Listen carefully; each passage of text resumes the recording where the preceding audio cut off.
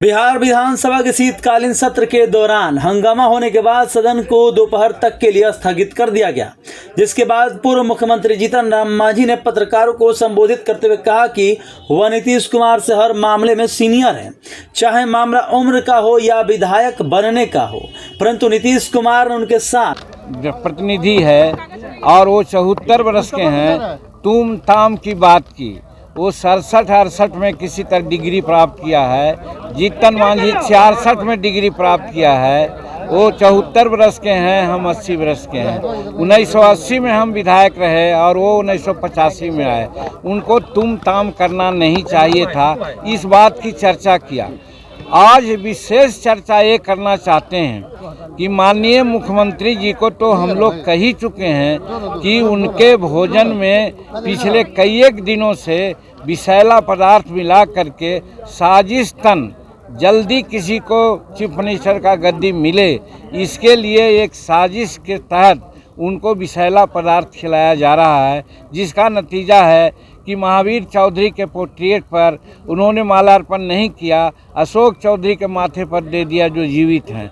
उसी प्रकार से महिलाओं के बारे में क्या क्या न कहा, आज हिंदुस्तान नहीं संसार वाकिफ हो चुका है। और फिर कल जो हमारे साथ तुम ताम की बात की, भाषा की, हम कहा था कि संस्कार उनका लगता है कि गिर गया है जो ऐसा बोलते हैं। आज एक नई बात कहना चाहते हैं आपसे, आज आपसे बात करना चाहते हैं कि विधानसभा का कस्टोडियन माननीय अध्यक्ष हुआ करते हैं। माननीय अध्यक्ष ने नियमन दिया था कि जिसको हम पुकारें वही बोलेगा, और उसके बाद जब आरक्षण की बात ख़त्म हो गई थी, दूसरा बिल आया नामांकन का, तो नामांकन में हमको उन्होंने पुकारा, हम उठ करके अपनी बात कहना शुरू किया।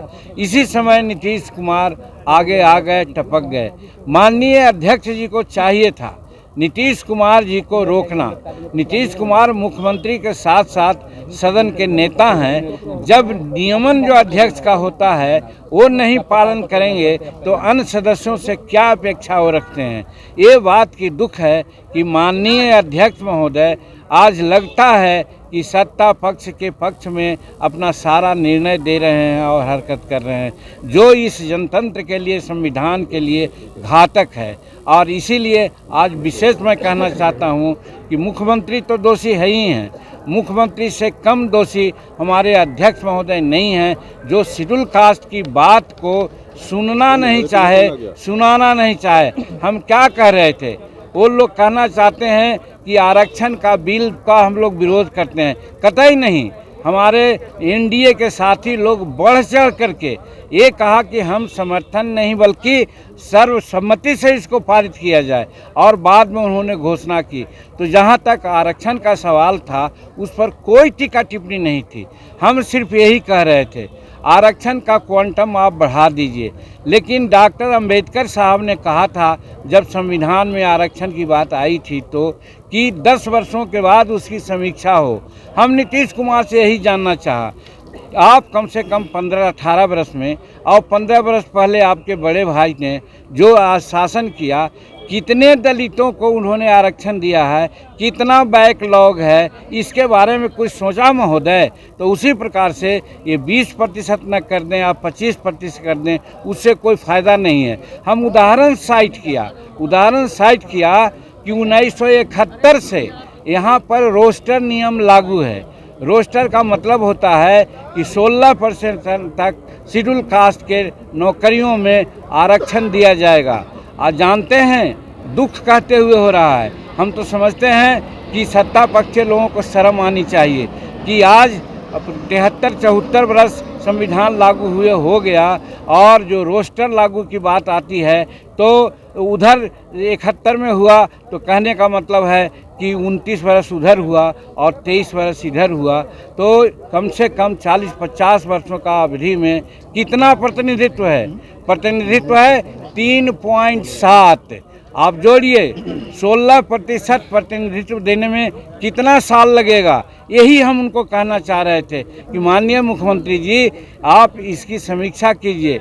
याद है हमको 1955-56 के आसपास में मुंगेरी लाल जी के अध्यक्षता में शेड्यूल कास्ट और शेड्यूल ट्राइब्स के आरक्षण को तजवीज़ करने के लिए आयोग बना था।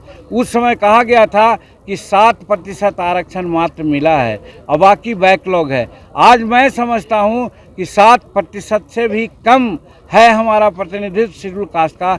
आप समीक्षा कीजिए और समीक्षा करके बैकलॉग पूरा कीजिए, तब बढ़ाने की बात आप करते हैं, स्वागत योग है। इसलिए आप बढ़ाए हैं तो ठीक है, लेकिन आप समीक्षा कीजिए। इसी पर मुख्यमंत्री बहुत अनाप शनाप बोले, जो आपके सामने कल हमने कहा है। होने के नाते माननीय अध्यक्ष जी को, एक सदस्य को, एक जो पूर्व मुख्यमंत्री रहा है उसको प्रोटेक्शन देना चाहिए था। माननीय मुख्यमंत्री को समझाना चाहिए था कि ये तथ्यपरक बात हो रही है, उलूल जुलूल की बात जीतन मांझी नहीं कर रहा है।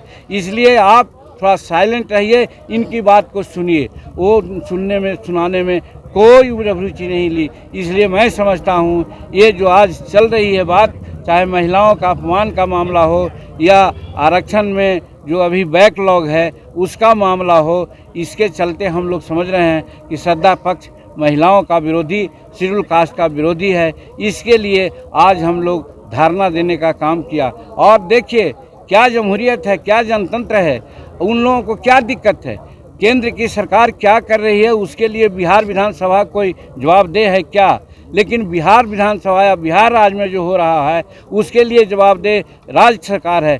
तो हम लोगों ने सोचा था कि हम लोग धरना देंगे, और वो लोग ऐसा किया कि फोटोग्राफर के सामने खड़ा हो गए ताकि हम लोगों का फेस न आवे, हम लोगों का स्लोगन की प्रतियां सामने न आवे। कहने का मतलब इस रूप में भी जनतंत्र की हत्या वो करना चाहते हैं। तो ऐसा हत्यारी सरकार और ऐसा हत्यारी पार्टी के लोगों के कब्जे में, हाथ में बिहार का बागडोर रह करके आज गजब स्थिति में है। चाहे लॉ एंड ऑर्डर का मामला हो, विकास का मामला हो, फिजूल खर्ची का मामला हो, सब में फिसड्डी साबित हो रहा है। इसलिए इस सरकार को जाने में ही बिहार को फ़ायदा है, जनता को फ़ायदा है। इसलिए हमारे एनडीए के साथियों ने सब इस तक का काम किया।